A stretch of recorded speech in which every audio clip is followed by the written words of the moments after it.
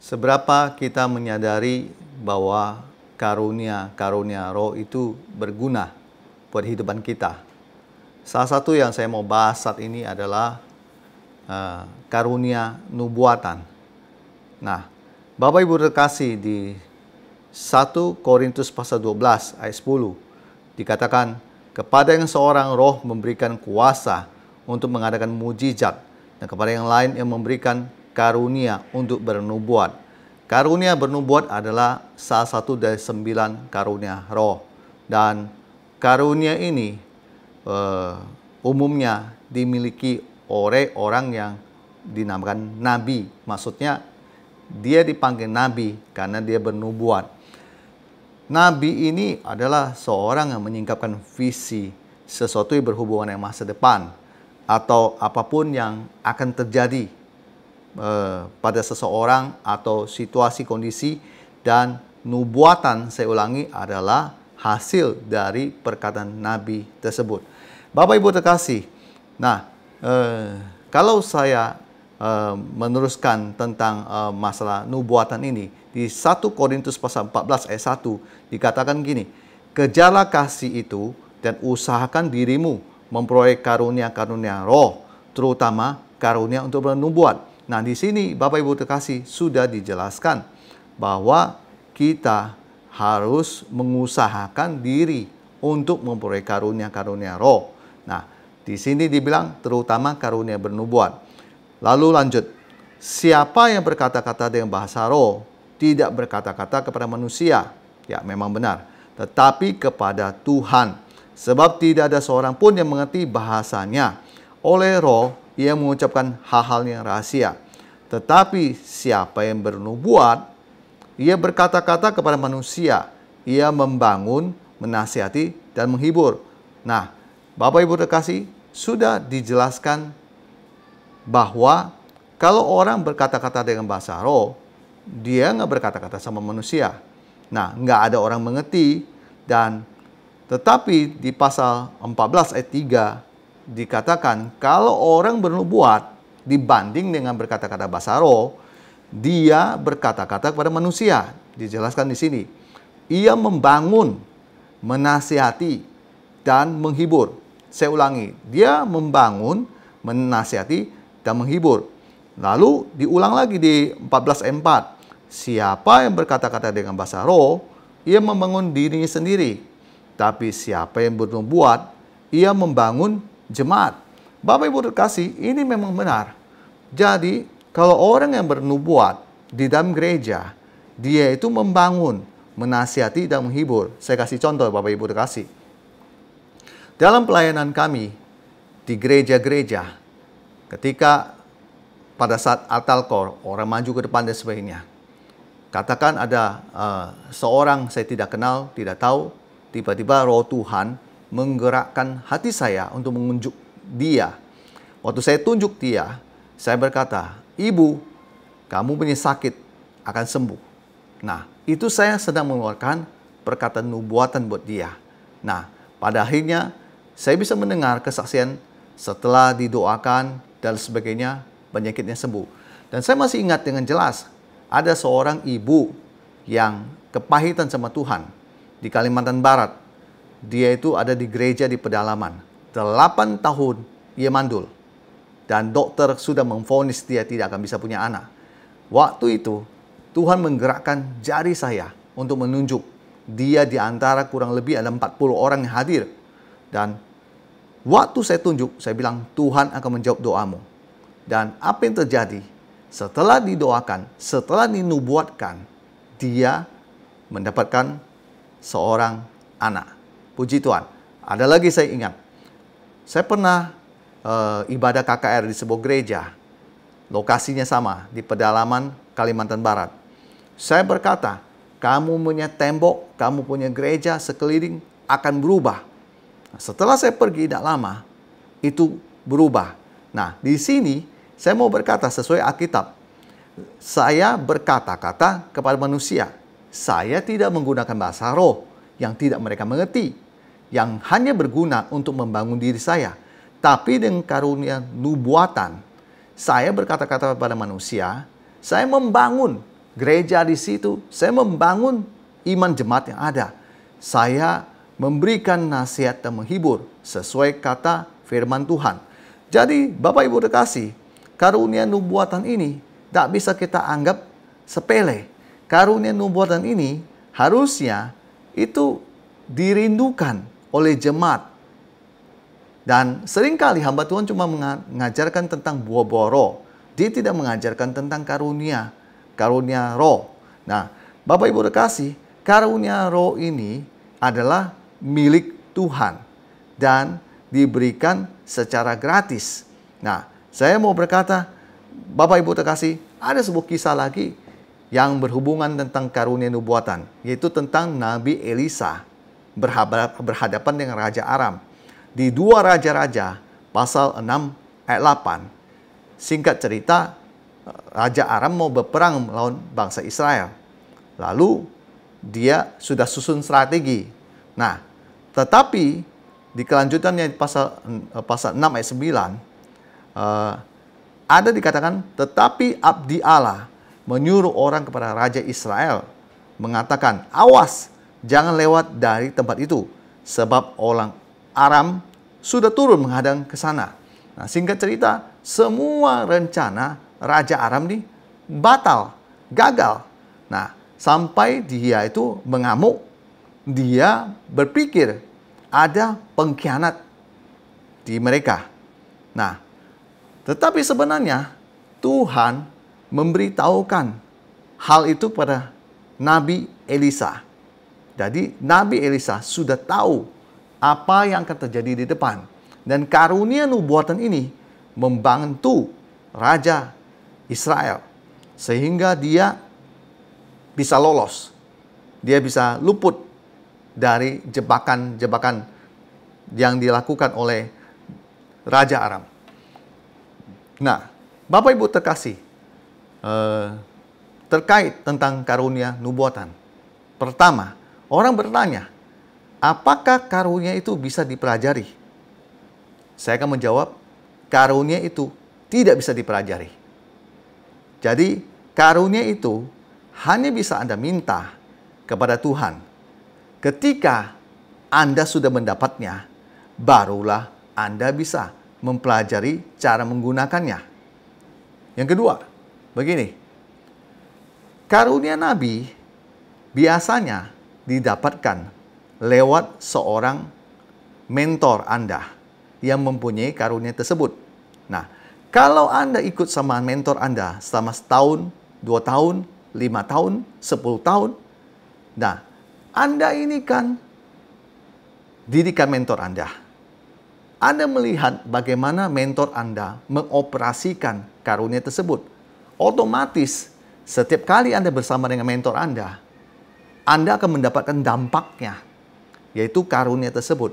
Apalagi pada saat mentor Anda menumpangkan tangan kepada Anda, sehingga karunia-karunia roh dalam diri Anda dibangkitkan semua, termasuk karunia nubuatan.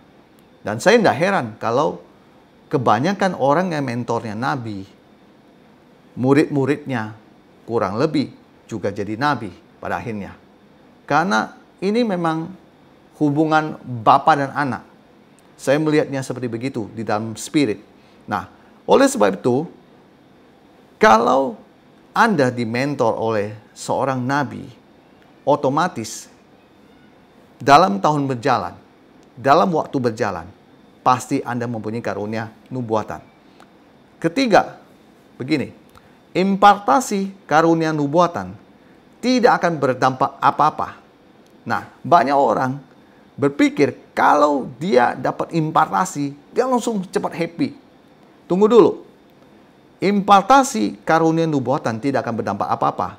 Kecuali satu, Anda mencoba memakainya dalam kehidupan sehari-hari. Saya kasih gambaran kepada Bapak Ibu terkasih. Saya ini dimentorin oleh seorang mentor. Mentor saya ini adalah seorang nabi. Dia sering memberikan nubuatan di dalam setiap doa-doanya kepada saya. Dia bilang akan terjadi begini, dan terjadi begini. Nah, saya pribadi ikut dia sudah cukup lama. Sudah lebih dari sekitar 5 tahun ke atas, mungkin 10 tahun lebih. Nah, saya dalam kehidupan sehari-hari, di dalam pelayanan saya, automatically saya cuma juga dapat karunia tersebut. Nah, pada saat pelayanan saya di gereja-gereja, saya memakainya. Dan setiap orang yang maju ke altar call di depan, saya berdoa buat dia. Saya tidak akan ragu untuk memberikan sebuah kata-kata nubuatan waktu Tuhan menggerakkan hati saya untuk melakukannya. Nah, kebanyakan kita orang Indonesia, orang Asia, adalah kita takut salah. Kita sering dikagetkan atau diintimidasi dengan perkataan begini. Kalau nubuatan Anda tidak berhasil, berarti Anda adalah sesat. Nah, seringkali perkataan-perkataan itu membuat karunia nubuatan kita mandul. Kenapa? Karena kita takut. Kenapa? Karena kita tidak berani mencoba untuk memakainya. Padahal harusnya kita tahu. Dalam Alkitab sudah dikatakan, tidak ada yang sempurna. Termasuk karunia-karunia. Tidak ada yang sempurna. Kita tahu bahwa hanya Yesus yang sempurna. Kita ini disempurnakan oleh Tuhan Yesus. Puji Tuhan. Nah, yang berikutnya begini.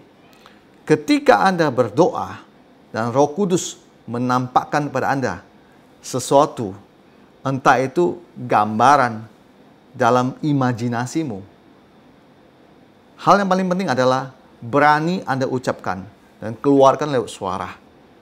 Sesuatu yang berasal dari Tuhan, saya percaya itu pasti mendatangkan damai sejahtera. Saya kasih contoh yang soal ini. Saya seringkali berdoa di dalam kunjungan saya, di dalam apapun pelayanan yang saya lakukan, termasuk di perusahaan. Ketika saya berdoa, misalnya kepada pemilik dari perusahaan ini, saya berdoa untuk dia. Dan waktu kertas-kertas purchase order-nya dia serahkan, taruh di meja. Lalu saya berdoa, saya tumpang tangan ke kertas-kertas tersebut. Waktu saya berdoa, saya mendengar suara Tuhan. Akan datang pembeli dalam jumlah besar, misalnya. Nah, saya ketika mendapat suara itu, saya harus mengutarakannya. Saya jangan malu. Dan saya jangan takut. Dan saya mau berkata, sesuatu yang baik itu, kenapa saya nggak berani untuk mengutarakannya? Misalnya juga, ketika saya lagi berdoa, kembali sama di perusahaan juga. Saya berdoa untuk seorang yang pernah meeting dengan bos dari perusahaan ini. Tapi setelah meeting orang itu sudah tidak ada hubungan lagi. Sudah lama, bahkan bulan, dia nggak kontak-kontak perusahaan itu lagi. Nah, singkat cerita, ketika saya berdoa, saya bawa dalam doa, saya berdoa untuk orang yang pernah datang meeting di perusahaan yang sedang saya berdoa itu. Saya bilang, dalam nama Yesus, saya panggil orang ini untuk datang. Dan saya percaya bahwa Tuhan pasti menjawab doa saya di dalam iman dan imajinasi saya. Nggak butuh waktu lama. Tiba-tiba setelah kurang lebih sorenya, waktu pagi kami berdoa, mungkin sorenya kurang lebih, orang yang saya berdoakan itu tiba-tiba menelpon pihak perusahaan. Singkat cerita, minta survei. Singkat cerita juga, dalam hitungan berapa hari, kertas purchase order itu untuk proyek itu sudah keluar.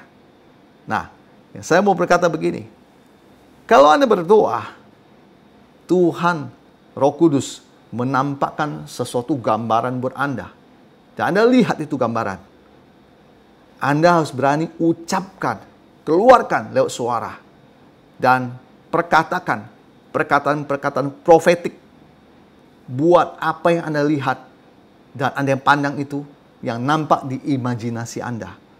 Waktu Anda berdoa, mungkin Anda berkata, ya itu kan tidak ada apa-apanya dan sebagainya. Tunggu dulu. Yang saya percaya adalah begini. nubuatan menghasilkan sesuatu yang tidak ada menjadi ada. Saya ulangi, nubuatan menghasilkan sesuatu yang tidak ada dari tidak ada menjadi ada. Itu yang saya percaya. Kalau sesuatu yang sudah ada dan ada, itu bukan nubuatan, Pak Bu. Dan saya justru melihat dari nubuatan demi nubuatan dari mentor saya untuk saya menerima itu di dalam nama Yesus jadi, dan jadi. Jadi nubuatan itu suatu hal yang luar biasa. Sebuah karunia dari Tuhan yang sangat luar biasa. Pokoknya menakjubkan. Saya sendiri adalah orang yang sangat percaya dengan nubuatan. Saya sendiri, hidup saya banyak diberkati lewat nubuatan. Saya mau bisa berkata, saya hari ini bisa menjadi begini karena Tuhan berkati. Salah satunya lewat nubuatan-nubuatan yang saya terima dari hamba Tuhan. Maka dari itu, saya senang kalau mendapatkan kata-kata nubuatan dari seseorang hamba Tuhan untuk saya. Dan saya pribadi juga, dengan karunia nubuatan yang saya punya, saya dalam doa saya akan bernubuat untuk hal-hal yang baik terjadi dalam hidup saya. Nah, yang terakhir begini. Jika nubuatan itu berasal dari Tuhan, pasti digenapi. Tidak peduli berapa waktu lamanya. Seringkali orang menertawakan dan bilang, mana nubuatan hamba Tuhan tersebut? Itu tukang tipu. Tunggu dulu. Saya mau berkata begini. Kalau itu terjadi, bukannya Anda akan malu dan menjilat air ludah Anda sendiri dan mengatakan dia tukang tipu. Makanya kita jangan terlalu banyak ngurusin urusan orang. Lebih baik kita urus diri kita sendiri. Saya percaya kalau nubuatan itu berasal dari Tuhan, cepat atau lambat pasti akan digenapi. Dan saya juga tahu banyak orang menamakan dirinya nabi, tapi nubuatannya itu nol. Artinya tong kosong nyaring bunyinya, nggak terbukti apa-apa. Setiap kali dia dengan gampang mengucapkan demi nama Tuhan, dan mengeluarkan nubuatan-nubuatan yang saya nilai nubuatannya itu aneh. Selalu menubuatkan Indonesia akan begini, banyak penyakit dan lain sebagainya, akan kehancuran, bencana dan sebagainya. Kadang-kadang saya juga mau bertanya, tidak adakah nubuatan yang baik untuk bangsa ini? Hanya menubuatkan hal-hal yang negatif terus. Apakah Tuhan akan terus berbicara hal-hal yang negatif? Tuhan yang akan berbicara tentang hal-hal yang membangun, yang memberkati. Ya, saya percaya Tuhan punya murka, Tuhan bisa marah, dan Tuhan bisa amarah terhadap dosa. Tetapi ingat, Tuhan adalah Tuhan yang penuh kasih. Maka daripada itu, saya mau berkata, nubuatan nggak selalu berbicara tentang hukuman. Puji Tuhan. Kalau nubuatan itu berasal dari Tuhan, saya mau bilang, itu pasti digenapi. Berapapun lama waktunya, tunggu saja. Itu akan terjadi. Dan hal-hal yang sama juga ketika ada orang menubuatkan sesuatu dalam hidup saya. Mungkin dalam hitungan 1 tahun, 2 tahun tidak terjadi. Saya ingat sekali ada sesuatu yang mentor saya nubuatkan buat saya. Itu butuh waktu kurang lebih 5 tahun. Atau lebih. Baru terjadi. Pada saat itu terjadi, saya bilang sama dia, Pastor, ini sudah terjadi. Dan beliau bilang, ya, kamu kan sudah lihat bahwa ini terjadi. Saya teringat dengan Habakuk pasal 2 ayat 3. Sebab penglihatan itu masih menanti saatnya. Tetapi ia bersegera menuju kesudahannya dengan tidak menipu. Apabila berlambat-lambat, nantikanlah itu. Sebab itu sungguh-sungguh akan datang dan tidak akan bertangguh. Bapak Ibu terkasih, kembangkan keunikan karunia nubuatan Anda. Bawa kepada Tuhan semua karunia Anda punya. Setiap hari Anda bisa melatihnya dalam kehidupan Anda sehari-hari. Lewat doa, Anda mengucapkan visi apapun yang Tuhan kasih lihat. Di dalam pikiran Anda, imajinasi Anda, doakan. Pada saat Anda berhadapan dengan orang, Anda berdoa buat seseorang, entah Anda seorang hamba Tuhan ataupun tidak, tiba-tiba ada dorongan untuk bernubuat. Jangan ragu-ragu untuk memberkati orang dengan karunia nubuatan Anda. Sebab Anda tahu, ketika Anda memberikan karunia nubuatan buat orang, saya percaya apa yang kamu tabur itu yang kamu tuai. Suatu hari kamu akan mendapatkan karunia nubuatan, yaitu nubuatan dari seseorang buat hidup Anda. Jadi jangan pelit untuk memberkati orang kalau Anda punya karunia nubuatan. Sebab itu nanti Anda juga akan dibalas. Anda akan diberkati juga oleh Tuhan. Lewat orang lain, dia ketemu Anda tidak kenal dia bernubuat buat Anda. Sesuatu yang besar, sesuatu yang tidak pernah Anda bayangkan. Kemudian Anda terima, puji Tuhan. Saya sangat exciting membicara tentang karunia ini. Karena karunia ini banyak sekali memberkati hidup saya dan pelayanan saya.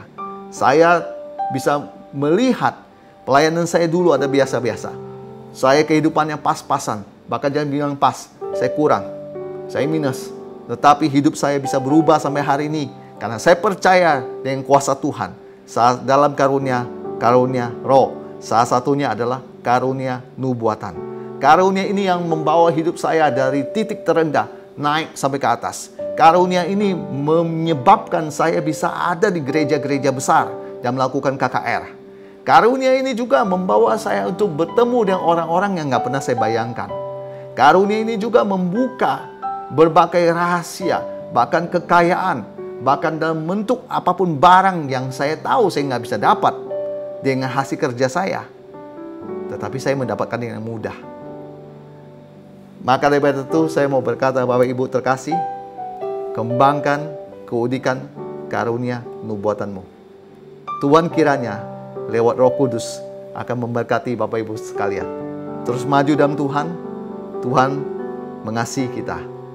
Tuhan Yesus memberkati kita semua. Puji Tuhan. Haleluya.